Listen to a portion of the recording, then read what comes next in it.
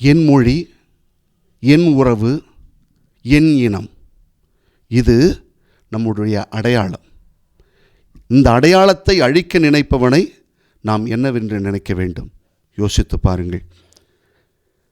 ஜனவரி மாதம் 27 பன்னாட்டு பெரும் இன அழிப்பு நினைவு நாள் என்று கொண்டாடப்படுகிறது.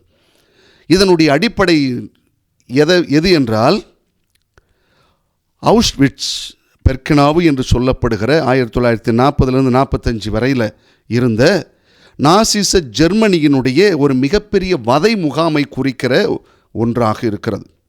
3 மில்லியன் மக்கள் கொல்லப்பட்ட நாள் நிகழ்வது. அதிலே 90% யூதர்களாக இருந்து, அதுவும் நச்சுவாயு செலுத்தி இவர்களை எல்லோரையும் சாகடிக்கப்பட்டதா அந்த முகாம். 2005 ஐக்கிய நாட்டு சபை இந்த நாளை இன்று கொண்டாட வேண்டும் என்று அறிவித்தது என்று சொல்கிறார்கள். 2ஆம் உலகப் போரில் இறந்ததை நினைவு கூறவும் இந்த நாள் சொல்லப்படுகிறது என்கிறார்கள்.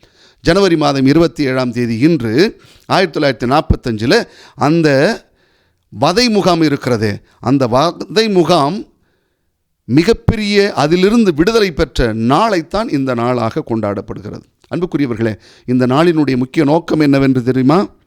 இனவெறி, யூத வெறுப்புணர்வு, பாகுபாடு இவையெல்லாம் ஆபத்து என்று இந்த உலகுக்கு உணர்த்த வேண்டும் என்று, சகிப்புத்தன்மையும் மனித நேயமும் உணர்த்தப்பட வேண்டிய ஒரு மனித உரிமைகள் தினமாகவே இந்த நாள் கொண்டாடப்படுகிறது என்கிறார்கள். இனி இப்படி ஒரு நிகழ்வு நடக்கவே கூடாது என்பதற்காக இந்த நாளில் நீங்கள் எல்லாரும் பாதுகாப்பு கொடுக்க வேண்டும், எல்லா உயிரினங்களையும் பேண வேண்டும் என்று சொல்லப்படுகிறது. இந்த நாளில் புலம்பெயர்ந்தோர்களை எல்லாம் நீங்கள் ஏதாவது ஒரு விதத்தில் ஆதரிக்க வேண்டும் என்றும் சொல்லுகிறார்கள். அன்புக்குரியவர்களே, ஒரு இனத்திற்காக ஒருவன் இறப்பது நலம் என்று கயபா சொன்னார். ஆனால் இன்று எப்படி தெரியுமா இருக்கிறது?